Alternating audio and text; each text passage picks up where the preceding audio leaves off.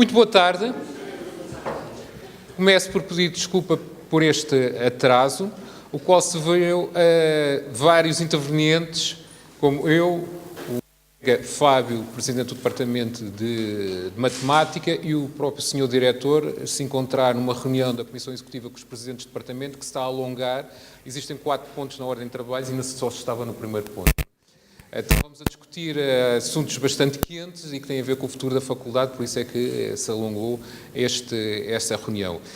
O senhor diretor pediu-me para eu representar aqui neste lançamento, então estou aqui em 2 funções, na representação do senhor diretor e também como diretor da nova FCT Editorial, que acolheu esta obra. Já vou explicar o que é que eu quero dizer com acolheu esta obra e permitiu a sua publicação.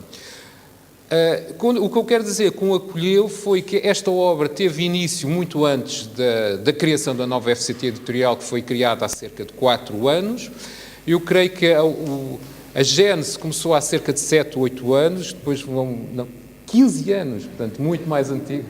Portanto, esta obra, que resulta da coletânea dos trabalhos realizados pelo professor Pedro Bruno Theodor Brauman, foi impulsionada pela família, nomeadamente um dos filhos do senhor professor, o seu professor também, Carlos Brauman, que terá a oportunidade também de dizer algumas palavras, e também quero de realçar, antes de finalizar a minha intervenção, o importante contributo que o Centro de Matemática e Aplicações deu para que esta obra viesse à luz do dia. E, nesse sentido, vou passar a palavra ao que era então de Matemática e Aplicações, o colega Fábio Chalu, que, como disse, é atualmente é presidente do Departamento de Matemática, e o atual coordenador do Centro de Matemática e Aplicações é o colega António Malheiro, que também irá dizer umas breves palavras. Muito obrigado.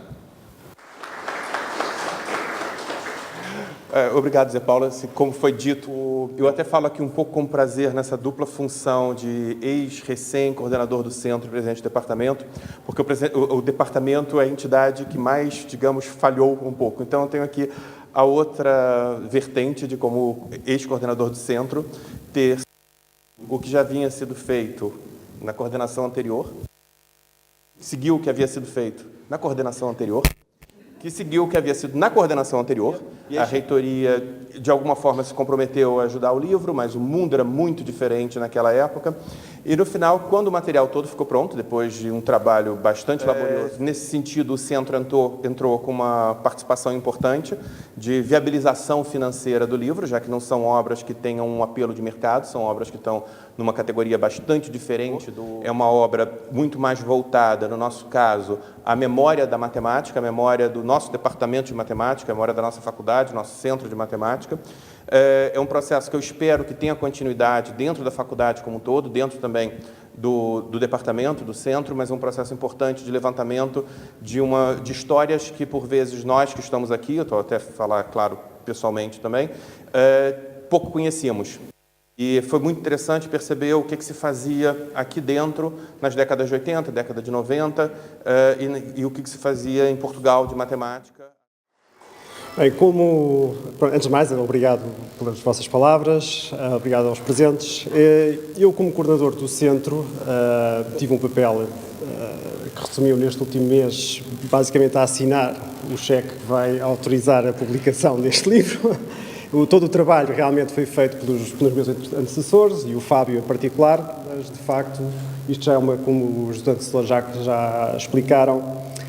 Este é um trabalho que foi bastante longo, foi um processo moroso, mas que, enfim, resultou nesta obra que eu espero que apreciem e que eu, da minha parte, então, fico por estas parcas palavras e prossigamos, então, com a cerimónia. Muito obrigado.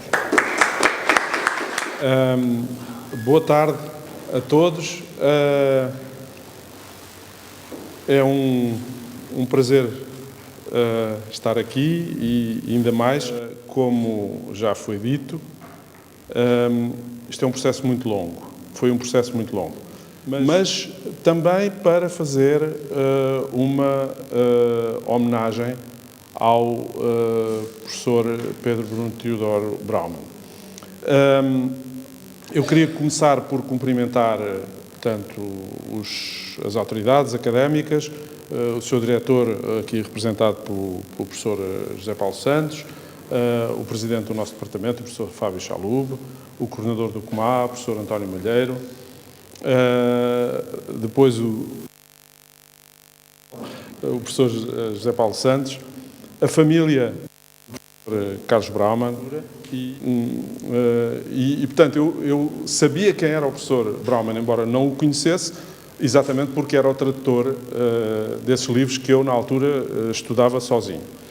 Depois, em 1987, eu era assistente aqui na faculdade e o professor Brauman chega da Faculdade de Ciências.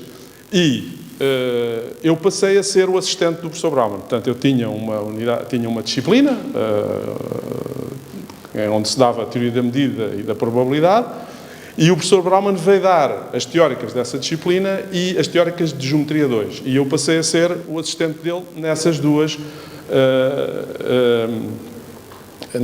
disciplinas. E, portanto, pude conviver com ele e gostava de referir 2 ou 3 aspectos. Um dos aspectos, ele era uma pessoa extraordinária. Portanto, era uma pessoa extraordinária com quem, para mim, foi um prazer e uma alegria muito grande trabalhar, porque aprendi muitas coisas com ele. Por exemplo, uma das coisas que aprendi com ele foi o método sui generis que ele tinha de construir as avaliações. Portanto, ele fazia um teste, os testes tinham 2 partes, cada parte tinha 3 perguntas, e depois a cotação era feita desta maneira: a pergunta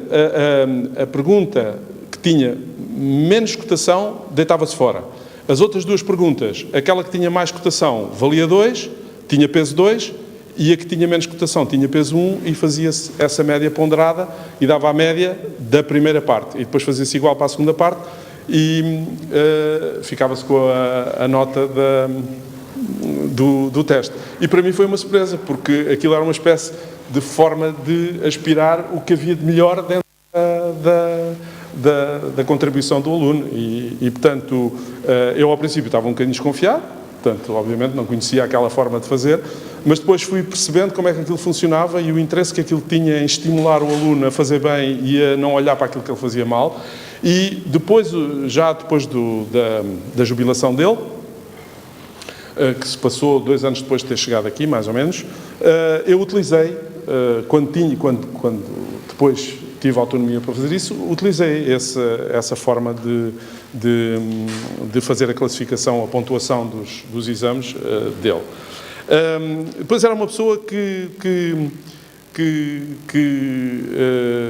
portanto, não era assim uma pessoa que gostava de falar durante muito tempo, mas quando falava tinha um sentido de humor extraordinário. E eu queria só referir 2 coisas, 2 histórias que ele contava. Uma delas para explicar aquilo que, na ideia dele, era a diferença entre correlação e causalidade. E então ele contava a história de que alguém tinha feito um estudo de regressão para relacionar o número de padres com o número de ladrões nas cidades, e tinha chegado à conclusão que quanto mais padres havia, mais ladrões havia. E, portanto, a interpretação imediata seria que, portanto, haveria uma relação de causalidade entre ladroagem e padres, mas, claro, o que estava subjacente era que crescia o número de padres e o número de ladrões quando crescia o tamanho das cidades. Portanto, a relação de correlação não tem nada a ver com, à partida, a noção de causalidade. E depois a outra história é a história que ele contava, que eu ouvi 2 ou 3 vezes contar, para explicar a má compreensão daquilo que é a noção de independência. E então a história é de que um indivíduo é apanhado no aeroporto com uma bomba dentro da mala e as autoridades perguntam-lhe: mas então o senhor não tem juízo, traz aqui uma bomba? E a pessoa diz: sim, porque eu ouvi dizer que a probabilidade de haver 2 bombas no mesmo voo é muito pequena, portanto eu trago já uma bomba, portanto, para resolver o problema. E portanto, obviamente o que está aqui em causa é que ao trazer a bomba, destrói a independência e, portanto, a probabilidade é de haver duas bombas independentes, portanto, trazidas de forma independente para dentro do voo, não é? E, portanto, era uma pessoa que nos encantava na sua comunicação, na sua forma de se relacionar connosco, uma pessoa que era tímida, não era uma pessoa assim muito expansiva e de quem eu guardo uma saudosa memória. Queria dizer também umas palavras sobre a obra, portanto, isto ainda dentro da homenagem. Portanto, esta obra é uma obra que cobre, sobretudo, trabalhos avulsos, não cobre os livros que ele escreveu. Portanto, há um livro que foi editado na Fundação Carlos Gulbenkian sobre a teoria das probabilidades e depois há outros livros que foram editados na Universidade de Angola e que ele, a certa altura, amavelmente, e que eu conheço porque ele amavelmente não tem uma difusão muito grande, ele, a certa altura, amavelmente pegou numa coleção desses livros e ofereceu-me quando eu trabalhava com ele. E, portanto, este livro só contempla os artigos. Portanto, são 26 trabalhos que cobrem variadas áreas. Portanto, o grosso dos trabalhos é sobre a teoria das probabilidades e há também coisas sobre equações, há também 3 trabalhos sobre equações lineares, equações algébricas, etc. Mas o essencial é sobre a teoria das probabilidades. O artigo que eu prefiro é o artigo sobre as distribuições infinitamente divisíveis, porque é um artigo muito bem escrito, onde o professor Pedro Brauman descreve aquilo que são as distribuições infinitamente divisíveis e apresenta resultados fortes, alguns da sua autoria, sobre esse assunto. Mas tudo isso são coisas que poderão encontrar e analisar mais em detalhe. Nós também tivemos o cuidado de fazer uma coisa não muito extensa, um prefácio não muito extenso, onde fazemos uma análise exatamente do conteúdo do livro e, portanto, para quem quiser ter uma ideia do que é que lá está, é ler, de facto, o prefácio e acho que dá uma ideia rápida e concisa e ampla do que é o conteúdo do livro. Finalmente, gostava de fazer, então, a apresentação da obra. Eu vou dividir esta apresentação em 3 tópicos. O primeiro é a motivação. O segundo são agradecimentos, que acho que é necessário fazer, e depois uma breve história de como é que esta obra acabou por ver a luz. Portanto, a motivação, no meu entender, foi-me tornada transparente, apesar de nós termos trabalhado nisto desde há muito tempo, foi-me tornada transparente por palavras do colega Fábio Chalub, que, quanto a mim, pôs, para mim, inicialmente, e depois aqui convosco, os pontos nos is. E o que o Fábio disse e que eu gostava de sublinhar é a importância da memória, a importância de cultivar a memória. Portanto, as pessoas que construíram a FCT, que, embora sendo nova, já tem uma certa história, algumas delas têm nos seus trabalhos contribuições que nós não podemos esquecer, que temos que preservar. E a forma de preservar essas contribuições, neste caso em particular, a mais adaptada é de facto um livro com estas obras e, eventualmente, noutros casos, com selected papers, portanto, artigos selecionados, etc, etc.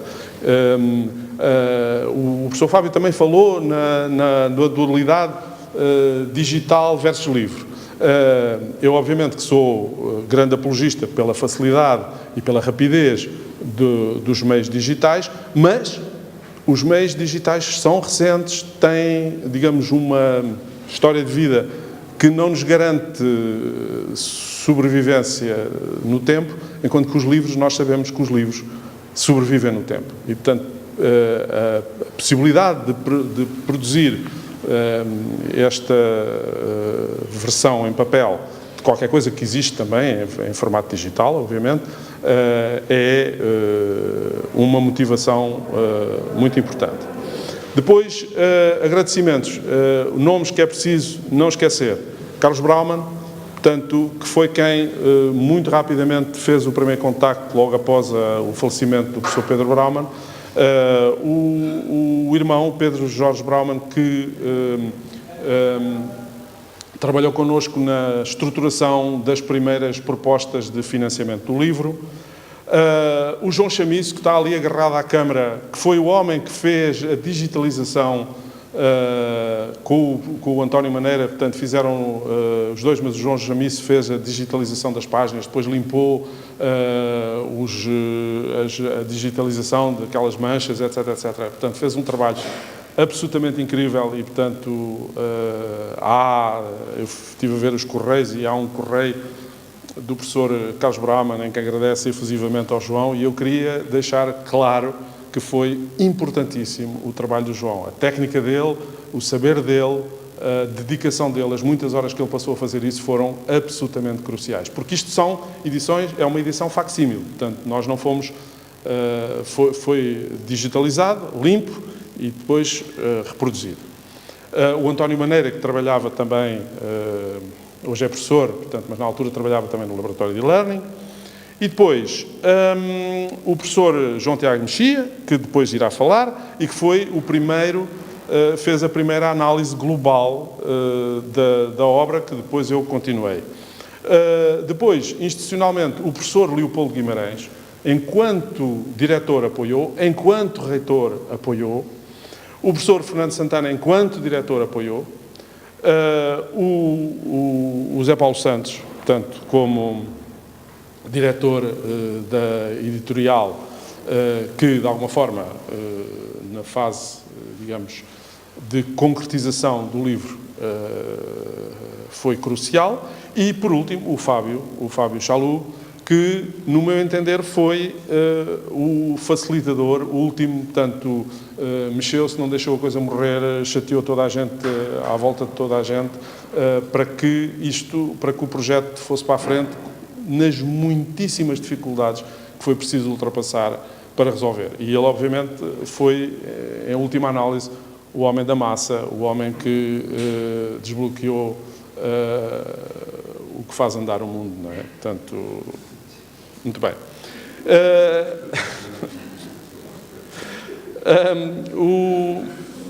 Eu queria só... Pronto, aquele que venha depois apanhar os cacos. Mas pronto, para terminar muito rapidamente, uma breve história, só para vos mostrar que isto foi um projeto de uma respiração enorme. Portanto, nós começámos isto em 2003, a 20 de junho, portanto, marca-se, eu não estou a falar do correio do professor Brauman, estou a falar do primeiro pedido que nós fizemos de entrevista ao Sr. Reitor da UNL, o professor Leopoldo Guimarães, 2003, 20 de junho. Depois, em 28 de junho, recebemos a primeira consulta, ainda em 2003, da editora. Em 2006, após novo pedido, o despacho do reitor Leopoldo Guimarães, apoiando a iniciativa, desbloqueando supostamente verbas a terem lugar orçamental em 2007. Em 2011, a 7 de fevereiro, despacho de autorização do diretor Fernando Santana a um financiamento de 2.100 euros para a compra de 140 exemplares. Portanto, em 2015, a versão final corrigida em PDF. Em 2017, a primeira versão, a 25 de julho de 2017, a primeira versão do conteúdo no formato da nova ID. E, finalmente, hoje, o lançamento. Portanto, foram 15 anos a lutar para que isto se concretizasse. A todos os que colaboraram, nossos agradecimentos e a melhor sorte para o livro e, sobretudo, seguindo a ideia do Fábio, para as próximas edições que tenham como objetivo a preservação da memória. Obrigado. Sim, senhor. Boa tarde. Cabe-me a mim continuar a brilhante apresentação do professor Esquivel. A minha vai ser mais terra a terra. E digo-vos isto. O professor Pedro Brauman, devido à sua influência que teve através da Faculdade de Ciências da Universidade de Lisboa e depois, posteriormente, a Faculdade de Ciências e Tecnologia da Universidade Nova de Lisboa, influenciou muitos de nós, sobretudo aqueles que nos utilizámos de uma maneira mais ou menos intensa na teoria das probabilidades. Eu, pessoalmente, optei por tentar mostrar o que foi a influência que ele teve, no meu caso, personalizando um pouco. O meu primeiro contacto com o professor Brauman foi em 1961 e o último em 1998, 37 anos. O de 91 é um caso curioso, o de 61 um caso curioso, porque eu na altura era aluno no Instituto Superior de Agronomia. E pode parecer estranho como é que o indivíduo da agronomia se aproxima do professor Pedro Brauman. Só que eu tive a sorte de, em agronomia, ser aluno do professor Sebastião e Silva, muitos de vocês já ouviram falar, o qual me estimulou o meu interesse pelas coisas da matemática. E tive então acesso a uma série de exposições organizada pelo professor Sebastião e Silva sobre dois temas: teoria das distribuições, que ele se encarregou, e teoria da probabilidade e medida, que foi o professor Pedro Brauman. Foi aí que eu tive o meu primeiro contacto com o esquema de Kolmogorov, que é extremamente importante. E, desde logo, uma nota, já o Kolmogorov, nas suas Foundations of Probability Theory, chamava a atenção para a importância da noção de independência para autonomizar a teoria das probabilidades no seio da teoria das medidas. Este tema foi repetidamente focado e analisado pelo professor Pedro Brauman. Para mim, mais tarde, evoluí para a estatística, foi extremamente importante este contacto com as probabilidades, porque a linguagem das probabilidades e os seus conceitos são essenciais para se desenvolver os modelos que se utilizam em estatística. A inferência estatística tem uma natureza dialética. Perante um problema, nós temos um modelo em que se inclui o que se sabe à partida. Depois temos o outro tema, que é as observações. É do jogo entre modelo e observações que se tiram conclusões. Essas conclusões que resultam da inferência estatística representam o aumento de informação resultante disso. Para vos dar dois exemplos um exemplo de selva. Em 1920, cerca disso, Fisher formulou o seu metateorema, que as variáveis biométricas tendiam a ser distribuídas normalmente. O que é que estará na base disto? Dá uma observação extremamente arguta de que essas variáveis biométricas eram determinadas por sistemas poligénicos, em que havia um grande número de alelos. Cada um desses pares de alelos que dava uma contribuição e havia um esquema aditivo que se somava. Portanto, temos como que uma equivalência física do teorema do limite central, o que leva a que haja as distribuições sejam normais. Praticamente o mesmo tipo de raciocínio leva a que se possa considerar muitas vezes que os vetores de erros de medida sejam normalmente distribuídos. Temos aqui exatamente a utilização do que se sabe a priori para se fazer avançar a construção do modelo.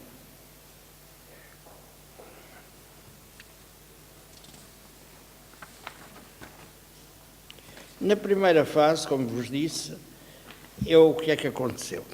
Quando acabei o curso no Instituto Superior de Agronomia, consegui ser colocado na missão de estudos agronómicos de ultramar.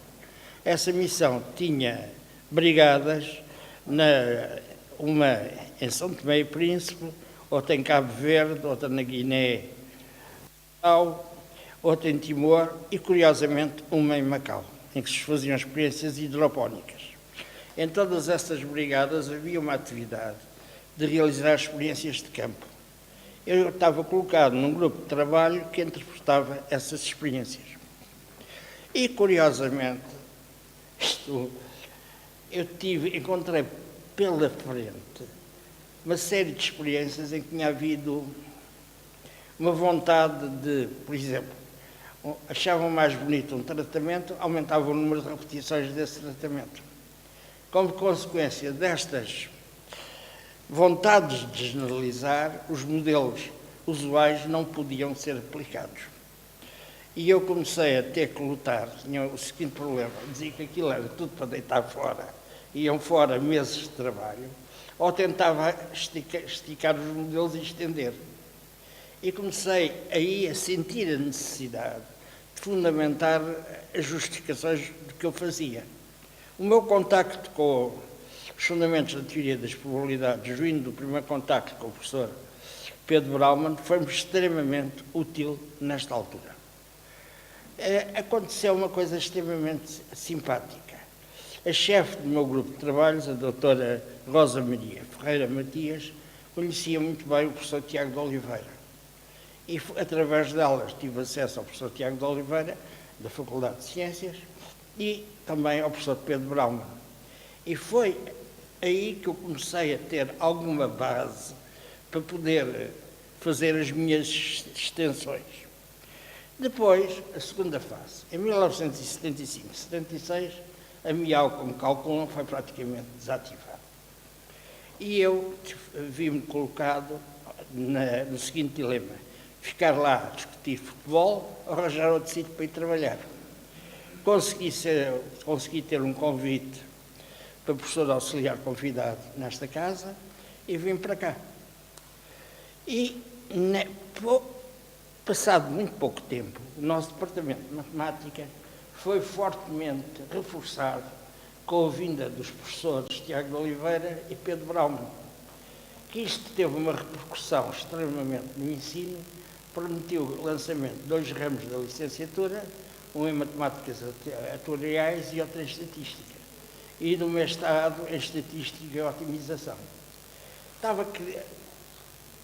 Isto criou as possibilidades do desenvolvimento do ensino da estatística aqui e das probabilidades, que nos permitiu aproveitar em cheio o reforço que tínhamos tido.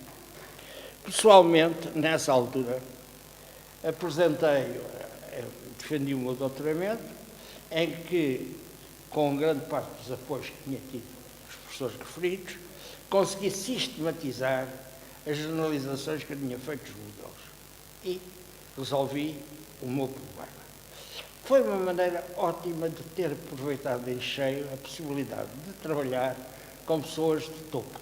Tive essa grande sorte na vida. E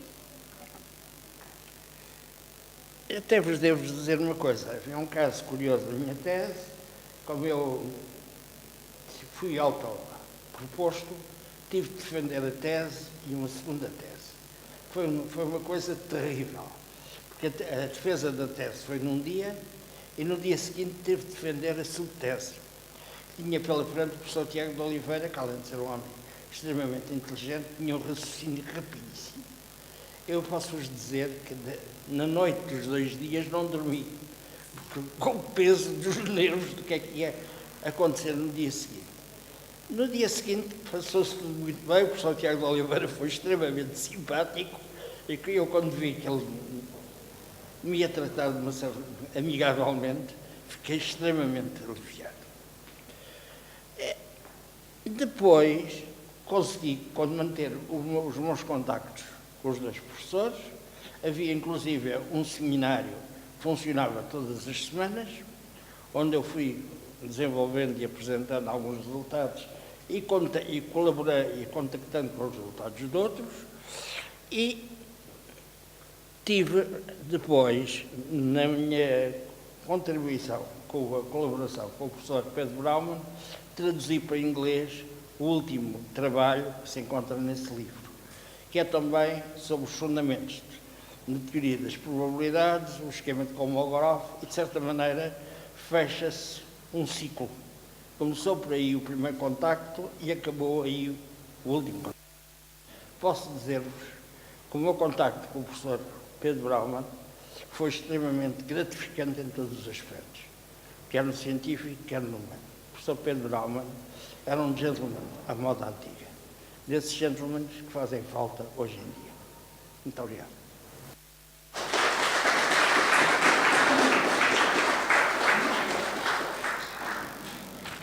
Boa tarde.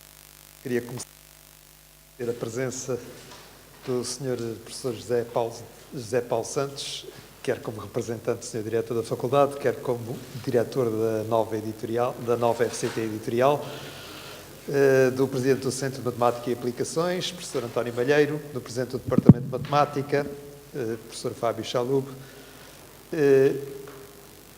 e, claro, naturalmente, dos meus colegas João Tiago Mexia e Manuel Esquivel, que são, além de co-organizadores desta obra, também os autores do seu prefácio e que muito se empenharam nela. Aproveito também estar aqui presente a professora Cláudia Nunes Filiparte, que representa aqui a Sociedade Portuguesa de Estatística. Queria agradecer também essa representação e essa presença e, naturalmente, mais do que tudo, agradecer aos caros participantes desta sessão, familiares, amigos, colegas, alguns ex-alunos, que assim se associaram a esta homenagem e que nos honram com a sua amizade. Eu vou ler porque senão estico no tempo e sei que o tempo é uma coisa preciosa. Permitam que fale aqui em nome da família também. E a minha primeira palavra é para o meu irmão Pedro Jorge, aqui presente, que foi quem teve a ideia da realização deste livro. E que acompanhou sempre de perto todo o processo ao longo destes muitos anos em que ele decorreu. A esta ideia, naturalmente, associaram-se depois os meus outros Filipe e a Ana Maria, que ainda era viva, e, naturalmente, os netos também. Eu aderi de imediato à ideia, em que fiquei encarregado da recolha dos trabalhos e da sua organização, enfim, a sistematização, de certa forma, com a colaboração dos colegas que já referi, e depois acompanhando a montagem e a revisão dos textos, a revisão das provas sucessivas que foram ocorrendo. Claro, neste aspecto, devo dizer que a Manuela, a minha mulher, deu uma grande ajuda no aspecto de ser compreensiva para com o tempo que estes trabalhos demoram e do tempo que roubam ao convívio familiar. Mas foi um bom tempo. Foi útil, pelo menos a obra vê-se. A família direta foi sempre acompanhando a evolução da obra e deu de imediato autorização, sem qualquer contrapartida, para a sua publicação.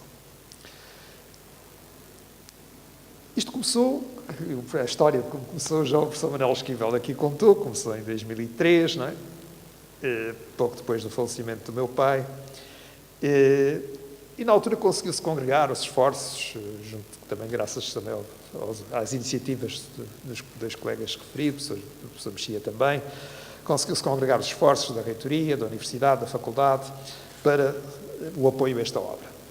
Até que, finalmente, poucos anos depois, se tinham conseguido os financiamentos e tinha-se conseguido a colaboração muito importante do laboratório de e-learning e começou-se a produzir, enfim, a digitalizar a obra, a organizar as coisas, etc. Nessa altura não existia ainda a nova FCT Editorial, que, como já foi referido, veio a juntar-se mais tarde a este processo. Eu queria aqui chamar a atenção que, desde o início, foi definido que esta obra não iria ter os livros que foram publicados, até porque esses seriam mais fáceis de aceder. O objetivo era tornar disponíveis aquelas publicações mais dispersas, artigos, principalmente, que, de outra forma, ficariam fora da memória da gente, não é? E por isso se optou também por uma edição facsímile, e aqui quero o agradecimento feito ao Laboratório de e-learning e, em particular, ao Dr. João Serviço aqui presente, porque foi incansável. E eu sei que ele tinha muitas outras tarefas. Isto era feito naqueles bocadinhos livres das outras atividades do laboratório. E por isso também levou mais tempo, naturalmente, mas foi um trabalho que ficou muito bem feito, porque se fossem ver os originais, alguns deles tinham já uma qualidade, enfim, de fruto dos anos, manchas de umidade, enfim, coisas dessa natureza que foi preciso ir limpando. E foi graças ao engenho e à capacidade técnica e à perseverança também do Dr. João Chabiço que isso foi possível. Os meus agradecimentos por tudo isso. É claro que estas coisas institucionais, na altura isto nasceu, a ideia não era ser feito numa outra editora, havia depois um apoio quer da faculdade, quer da família, que depois, no caso da faculdade, veio a ser em parte substituído pelo Centro de Matemática e Aplicações, que foi quem deu um forte apoio financeiro. A ideia era que o apoio fosse através da aquisição de exemplares, que serviriam depois para ofertas institucionais e essencialmente para ofertas às bibliotecas de matemática do país, de forma precisamente a que essa memória se difundisse e estivesse disponível para toda a comunidade académica. Portanto, essa foi a grande ideia que esteve por trás disso e essa, felizmente, embora com um novo esquema um pouco diferente, os apoios mantiveram-se através do Centro de Matemática e Aplicações e através da família e, sendo assim, foi possível ultrapassar algumas dificuldades e realizar a obra. Devo dizer que, quando já estava tudo pronto para impressão, depois de algumas vicissitudes, porque também houve ali uma mudança de formato dentro do próprio laboratório, que obrigou a reformular outra vez a montagem da obra, depois o processo passou para a nova FCT Editorial. Foi uma iniciativa que me pareceu muito interessante da parte dos colegas do Departamento e do Centro que estavam envolvidos. Existindo agora uma editora da faculdade, faria todo sentido que fosse essa editora a assumir. E isso de imediato, o professor José Paulo Santos aderiu de imediato a essa ideia e as coisas prosseguiram já nessa perspectiva. Entretanto, a obra já estava pronta, mas surgiu um novo formato para o layout, que obrigou a refazer toda a montagem, isso também, enfim, com as outras tarefas que o laboratório de e-learning tinha, veio a demorar mais algum tempo. E isto tudo justifica, estas sucessivas fases, todas elas justificam, portanto, porque é que este processo foi tão longo. E tudo depois juntou-se ainda, já estava tudo pronto, juntou-se depois também um problema da crise financeira que assolou o país e que se manteve e mantém nas universidades. É preciso dizer isto. A crise financeira não passou, pelo menos nas universidades ainda não passou. E também deixou alguns obstáculos e atrasou um pouco mais também a publicação da obra, mas graças aos esforços da Faculdade e da nova FCT Editorial e do Centro de Matemática e Aplicações e da família, tudo foi possível ultrapassar e temos hoje a obra dada à luz com grande regozijo de todos nós. E como não há mal que não venha por bem, os sucessivos atrasos contribuíram para que esse lançamento ocorresse no que seria o 100º ano de vida de meu pai, que nasceu em 31 de janeiro de 1919. Portanto, este seria o seu 100º ano de vida, pelo que esta é também uma sessão de homenagem que celebra esse efeméride. Às entidades oficiais aqui representadas e a todos os que, vencendo as várias dificuldades, tornaram a obra possível, a todos vós que quisestes honrar a memória de meu pai com a vossa presença hoje, bem como àqueles que, não podendo estar hoje aqui presentes, se associaram, um muito obrigado, meu e da família. A nós, os organizadores do livro, pediram como aperitivo da leitura para falarmos brevemente da vida e obra do autor.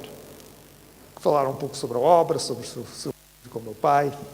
Eu aqui venho falar noutra qualidade. Venho falar um pouco da vida e da pessoa, naturalmente no olhar inevitavelmente parcial de um filho. Eu diria que a vida do meu pai se alinhou sempre segundo 3 grandes eixos: o trabalho académico, a família e os vícios.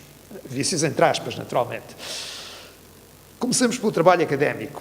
O ensino, a investigação, a gestão, que exerceu com paixão e sem regatear esforços. Iniciou a sua atividade académica em 1945, como segundo assistente da Faculdade de Ciências de Lisboa, à qual dedicou grande parte da sua vida académica e percorreu toda a carreira até professor catedrático, chegando também a chefiar o Departamento de Estatística e Investigação Operacional que ajudou a fundar. Mas teve também um papel muito ativo no desenvolvimento de novas universidades em Portugal e em Angola. Em Portugal, na Universidade de Aveiro, onde chegou a dirigir o Departamento de Matemática, e naturalmente na Universidade Nova de Lisboa, onde se jubilou em 31 de janeiro de 1989. E da qual guardou sempre gratas recordações, continuando ligado ao Centro de Matemática e Aplicações, mesmo após a aposentação. Colaborou depois pontualmente com outras universidades, que, terminando na Universidade de Lusíada, alguns anos após a aposentação, já que a paixão de ensinar não se queria aposentar. Em Angola, na então Universidade de Luanda, dirigiu os departamentos de matemática e lecionou nos 3 polos da universidade, que era Luanda, Huambo e Lubango.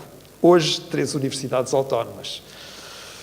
Fora do mundo lusófono, teve vários convites para integrar outras universidades, americanas e europeias, mas sempre os declinou. Ele punha um grande empenho na qualidade e preparação das aulas, procurando a melhor forma de conseguir transmitir os conteúdos, mesmo da matéria mais intrincada. Tratava os alunos com o mesmo respeito que gostava que eles o tratassem. E tinha uma enorme preocupação na justiça das avaliações. E estão aqui vários ex-alunos que poderão certamente confirmar estes factos. Gostava genuinamente de ensinar e encarou sempre o ensino com intensa paixão. A mesma paixão que punha na investigação. Esta começou numa área muito diferente da futura atividade científica. A sua tese de doutoramento foi sobre as partições em diversos ramos da matemática, que incluía também aplicações nas probabilidades, mas não só. Aliás, o título da obra no subtítulo, as participações em diversos ramos da matemática. Claro, uma brincadeira. Que foi defendida na Faculdade de Ciências de Lisboa em 1951. Depois teve uma bolsa dos Estados Unidos que lhe permitiu estagiar entre 1954 e 1956 na Universidade de Stanford, onde teve contacto com a teoria da medida e da probabilidade e com a teoria da decisão estatística. Para essas áreas canalizou a sua investigação. E foi por aí que contribuiu decisivamente, com outros, como José Tiago de Oliveira e outros, para a modernização da probabilidade e estatística em Portugal. Mas sobre os trabalhos científicos já falaram aqui antes os meus colegas um pouco, e poderão ver na obra. Na atividade de gestão, que exerceu nas várias universidades onde trabalhou até à aposentação, desde a direção de departamentos, à organização de reuniões científicas e outras tarefas, pôs-se contribuindo para o desenvolvimento destas estruturas, em alguns casos ainda nascentes. Não procurando, nem tendo grande predileção por tais funções, sempre obedeceu ao princípio que desde pequeno me transmitiu pelo exemplo de que, ao que nos cabe fazer, devemos dar sempre o nosso melhor. Foi ainda sócio fundador e um dos outorgantes da escritura da Constituição da Sociedade Portuguesa de Estatística, na altura chamada Sociedade Portuguesa de Estatística e Investigação Operacional. A família era outro eixo fundamental da sua vida. Tinha um princípio implícito na educação dos filhos, do qual só me apercebi verdadeiramente já adulto. Um princípio da liberdade, da responsabilidade e da autonomia. Nunca ele, nem a minha mãe, nos mandaram estudar ou fazer trabalhos de casa. Nem comentavam se era hora de brincar ou de estudar. Nós sabíamos pelo exemplo que os deveres, quer os deveres familiares, e disso éramos desde cedo encarregados de alguns trabalhos familiares, exercidos de forma autónoma e com alguma responsabilidade, mas quer os deveres familiares, quer os deveres de estudo, eram importantes e esperava-se sempre o melhor de nós. O terceiro eixo, o dos vícios, como referi entre aspas, incluía os vícios da juventude, o ciclismo e o xadrez, e os vícios de toda a vida, a ópera, as caminhadas e as viagens. Foi nas suas férias ciclistas de exploração do país, pelas então difíceis estradas de Portugal, que conheceu a minha mãe e com ela veio a casar um pouco depois. Desse vício vinha beneficiar pelo nascimento, uns anos mais tarde. No xadrez chegou a mestre e chegou mesmo a ganhar o campeonato nacional. Não lhe tem sido atribuído o título, por ainda não ser à época cidadão português. Inclusivamente jogou e empatou uma partida com o campeão mundial, o Alexander Alekhine, numa simultânea em 1940. Da ópera era um apaixonado. Para além de assistir a espetáculos, tinha em casa uma coleção de mais de 1000 discos em vinil e depois mais tarde em CD, que lhe permitia frequentes espetáculos auditivos privados, de que nós também éramos as vítimas. Gostava imenso de longas caminhadas a pé, quer na cidade, ao fim da tarde, quer em passeios de 6 a 10 km, no mínimo 6, nos campos, ao fim de semana, durante as férias.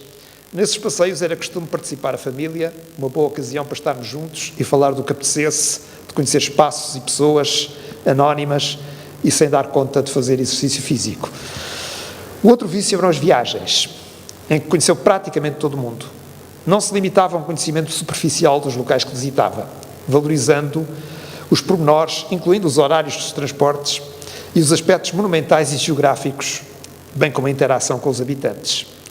Uma vez, num comboio de um outro país, numa conversa animada com um passageiro de uma região que acabara de visitar, comentou tantos aspectos dessa região, muitos deles desconhecidos desse passageiro, que este, no final, quando lhe perguntou qual a sua profissão, e a que o meu pai respondeu, sou professor, ele disse imediatamente, já sei, de geografia. O que mais recordo é que era um homem genuinamente bom, o que, com a naturalidade das coisas que se fazem sem pensar, se traduzia até nos pequenos gestos, na capacidade de conversar interessadamente com pessoas de diferentes culturas e níveis culturais, no cuidado e lealdade para com os outros, na abjeção que tinha por mexericos e maldicências, no espírito de procurar ajudar por palavras e ações, na preocupação de isenção na vida profissional, no respeito para com todos. Um homem bom, que muito de bom espalhou enquanto esteve connosco. Ainda está, de muitas maneiras. Este livro e a vossa presença calorosa disso são prova. Bem-ajam.